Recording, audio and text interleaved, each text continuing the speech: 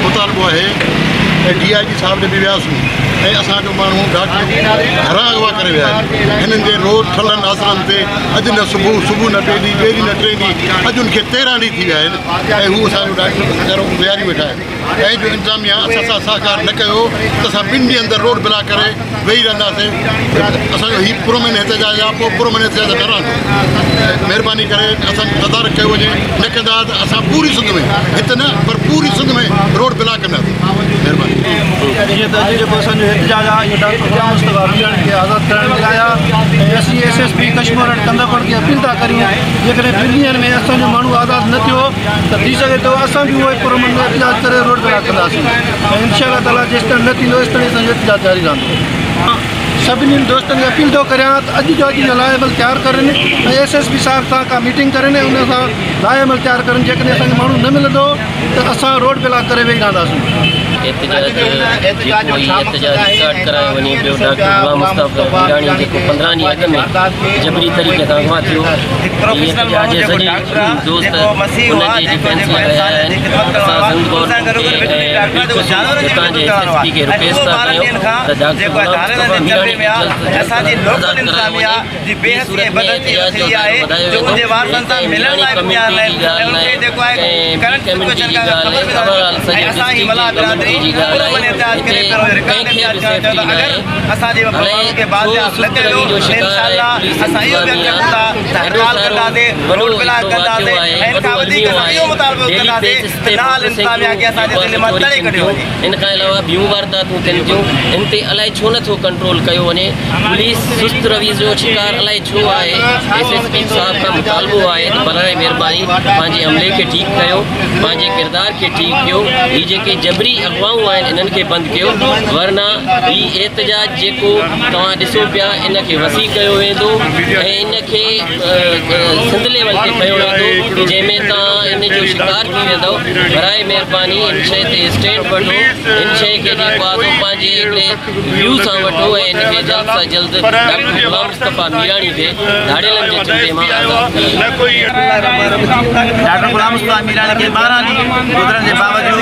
इंतज़ामिया असांजे local MLA MP जी बदस्ती आहे जो न उन्हनि वारसनि सां मिलण आया आहिनि न उन्हनि वारसनि खे दिलि ॾियण आहिनि ऐं असांजो पूरो ज़िलो धाड़ेल कल्चर जे हथां जगमाल आहे ऐं तव्हां पूरी तारीख़ में ॾिसो त को न को माण्हू धाड़ेलनि जे चंबे में रहियो आहे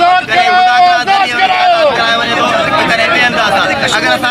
असांजी क़ौम जो फ़र्ज़ु 2 ॾींहंनि जे अंदरि जेकॾहिं उनखे बाज़ियाब न करायो असां पुरमन एहतजाज खे इंशाअल्लाह शटर बंद हड़ताल में ऐं रोड ब्लॉक में कंदासीं ऐं ॿियो असां ऑल पार्टी घुराई जो मुतालबो कंदासीं असांजे ज़िले जी इंतज़ामिया खे दिलो बदर कयो वञे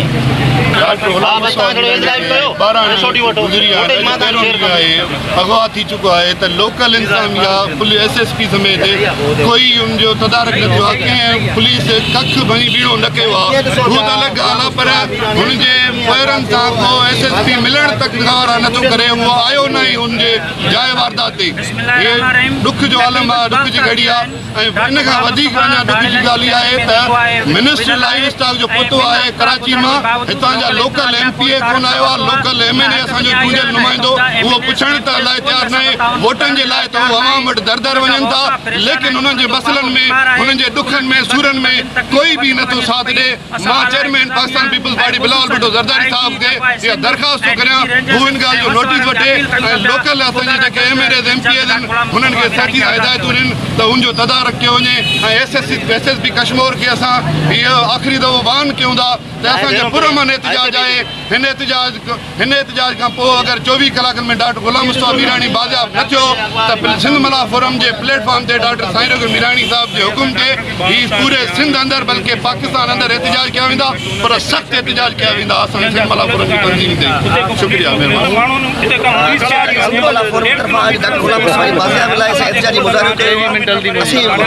SSP साहब वज़ीर सिंध का IG सिंध का DI साहब डॉक्टर गुलाम मीराणी के जल्द बाजियाब कराए वने और जे घर में मायूसी खत्म कई वने सिंध मलापुर पाकिस्तान लेवल ते जेका धरना आया उन्हें एहतजाज कयो वेंदो एहतजाज रैली जो मकसद इहो आहे इन हफ़्तनि खां डॉक्टर गुलाम थाणेलनि वटि चईंदा आहे लोकल इंतज़ामिया कोई तारीख़ ऐसा न वरितो आहे ऐं असांजा तरह जा MNS MPS उहे बि तॾहिं ते लड़ी न आया आहिनि आख़िर इंसान कहे था आख़िर इंसान जो जेको मुड़ुस आहिनि उहे परेशान आहिनि उनजा नंढा मासूम उनजा घर वारा परेशान आहिनि उनजो पीउ बीमार आहे लेकिन हिन वक़्त ताईं असांजा MNS MPS ऐं लोकल इंतज़ामिया ख़ामोश तमाशाई वारो किरदार अदा करे रही आहे असां IG सिंध DG रेंजर्स खे अपील कयूं था खुदारा ज़िले कश्मीर ते नज़र विझो ऐं हितां जी बदअमनी ख़त्म कई वञे ऐं जेकॾहिं हुकूमत चाहे त वाना वज़ीरिस्तान जहिड़ा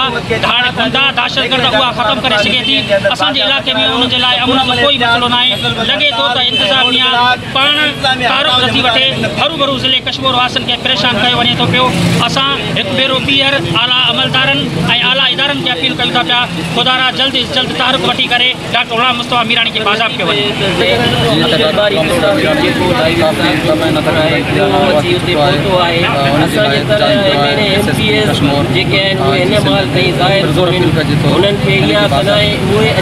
हफ़्ते को वठी जल्दी गुलाम मुस्तफा के बाज़ाब के SSP को मुतालबो कयूं था जो उनजे पोयरनि खे ताज़ियत के उते वञे उनजे दुख में शिरकत के SSP न वियो आहे इहे शहर जा समाजी ऐं सियासी माण्हू दुख जो इज़हार SSP खे वञणु खपे ऐं शहर जा माण्हू हर सियासी समाज में पहुता न दुख जे घर में असां शहर क़ंधकोट समाज समाज सॼी तंज़ीमुनि सां गॾु हर दुख मसइले में गॾु जेको गॾु असां हर विच में बाज़ाब करे अपील था कयूं जी नाज़रीन तव्हां मला बिरादरी जूं ॻाल्हियूं ॿुधियूं हिनजो इहो ई चवणु हुयो त ॿिनि ॾींहंनि जे अंदरि गुलाम मुस्तफा बाज़ाब न थियो त पूरी सिंध में एहतजाजी मुज़ाहरा वसी कयो वेंदा नज़ीर मीराणी सोच TV क़ंधकोट।